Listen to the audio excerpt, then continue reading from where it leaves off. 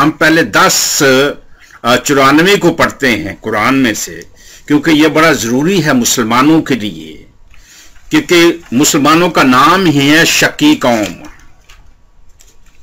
उनका मोहम्मद शक्की था, मुसलमान शक्की है, और शक की बिना पे वो बहुत गलतियां करते रहते हैं।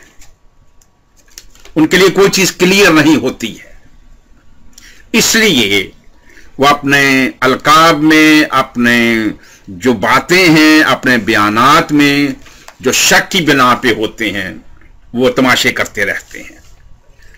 सूरत 10वीं सूरत यूनुस 94 आयत क्या कहती है? अल्हम्दुलिल्लाहि रब्बिल आलमीन वस्सलातु वस्सलाम अला सय्यिदिल मुरसलीन। कुरान पाक की आयत मुबारका का हवाला देकर तमाम मुसलमानों को शक्की साबित करने की कोशिश कर रहा है।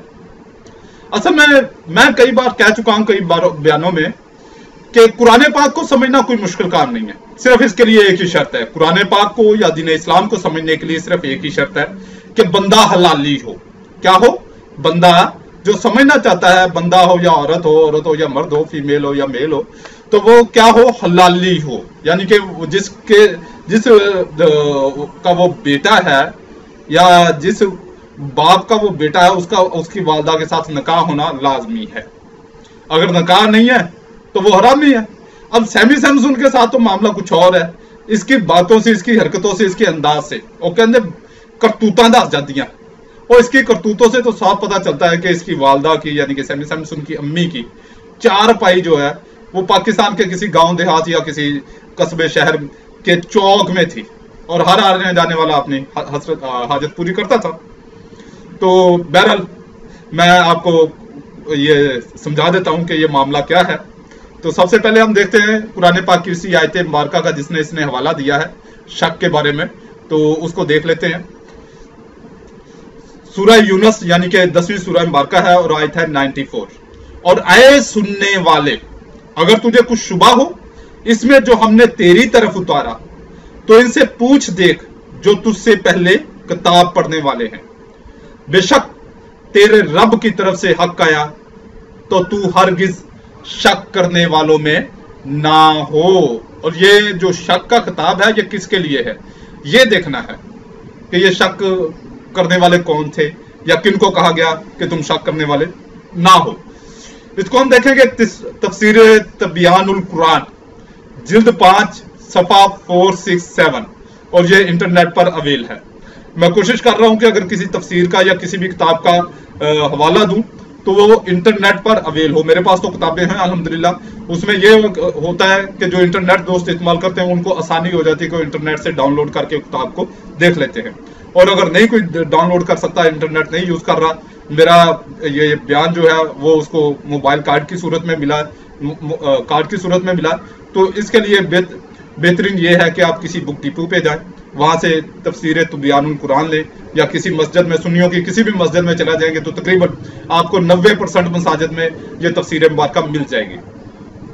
तो इसको हम देखते हैं मुफस्सरीन ने, यानी कि शक की निस्बत आम लोगों की तरफ होना, मुफस्सरीन ने यह कहा कि इन आयतों में रसूलुल्लाह सल्लल्लाहु अलैहि वसल्लम से खिताब नहीं है बल्कि आम इंसान से खिताब है। नबी सल्लल्लाहु अलैहि वसल्लम के जमाना में 3 किस्म के लोग थे। एक वो जो आपकी तस्दीक करते थे, दूसरे वो जो आपकी तकजीब करते थे, और तीसरे वो लोग जिनको आप सल्लल्लाहु अलैहि वसल्लम के नबी होने के मुतालिक शक और तरद्दुद था। इस आयत मुबारका में अल्लाह रब्बुल इज्जत ने इन 3 किस्म के लोगों से खिताब फरमाया, और जिन अहले किताब से सवाल करने का हुक्म दिया है, इससे मुराद हजरत अब्दुल्ला बिन सलाम, अब्दुल्ला बिन सोरिया, हजरत तमीमदारी और काब अहबार वगैरह हैं। अगर यह इतराज किया जाए कि मुसलमानों के नजदीक तो इस वक्त ही आसमानी किताबें मुहर्रफ हैं, तो फिर इन मुहर्रफ किताबों को नबी सल्लल्लाहु अलैहि वसल्लम की नबुव्वत की तस्दीक का जरिया कैसे बनाया? इसका जवाब यह है कि उनकी तहरीफ यह थी कि जो आयात सैयदना मोहम्मद मुस्तफ़ा सल्लल्लाहु अलैहि वसल्लम की नबुव्वत पर दलालत करती थी वो इन आयात को छुपाते थे। तो अगर वो खुद ही नबी सल्लल्लाहु अलैहि वसल्लम की नबुव्वत की तस्दीक कर देते तो ये मुसलमानों के लिए बहुत कवी दलील हो जाती। ये किसकी बात हो रही है? तुराज शरीफ की, जिसका कुरान पाक में जिक्र है। अब यहां से कोई चूड़ा सरना धुलना शुरू कर दे कि ये बाइबल की तरफ भेजा जा रहा है। बाइबल जो है वो गलाजत का मजमुआ है, गलाजत का मजमुआ है।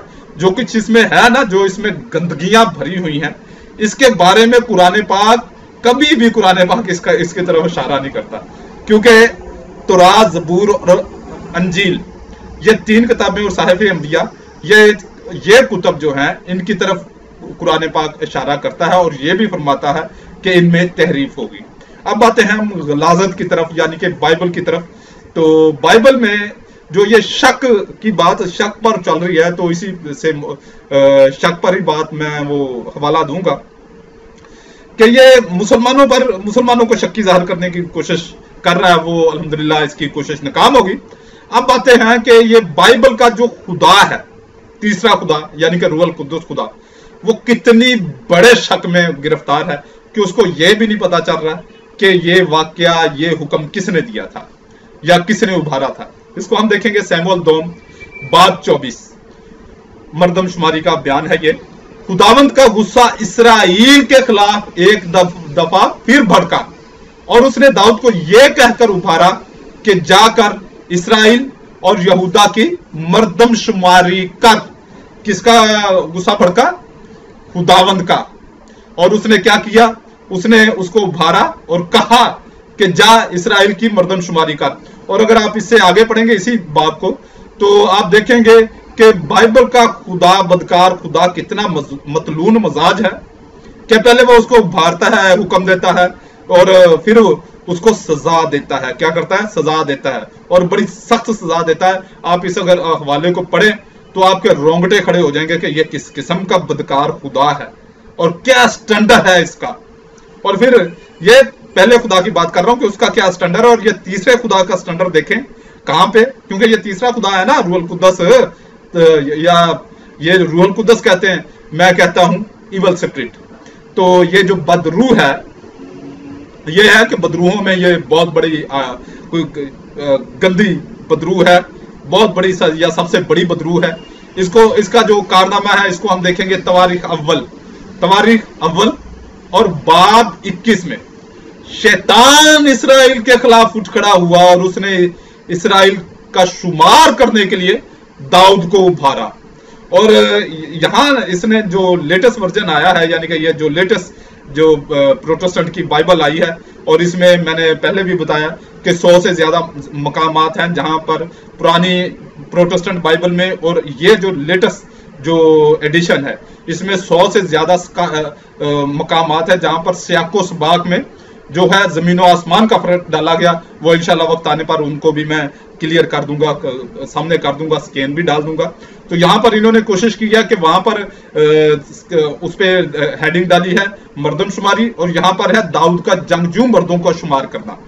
तो ये हेडिंग डाल के इन्होंने चेंज करने की कोशिश की है, मगर जो भी इन दोनों अबवाब को पढ़ेगा उसको क्लियर हो जाएगा कि ये एक ही वाकया है, एक ही वाकया है।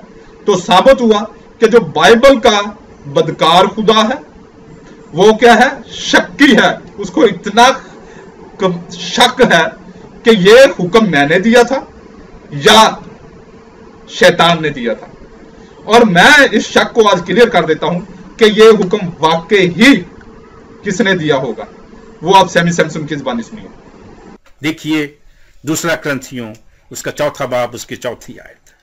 यानी उन बेईमानों के वास्ते जिनकी अक्लों को इस जहां के खुदा ने अंधा कर दिया है। इस जहान के खुदा ने यानी शैतान ने। अल्लाह रब्बुल इज्जत आपको इन जैसे बदबख्तों से, इन गलास्तों से निकाल कर दीन इस्लाम कबूल करने की तौफीक अता फरमाए। आमीन।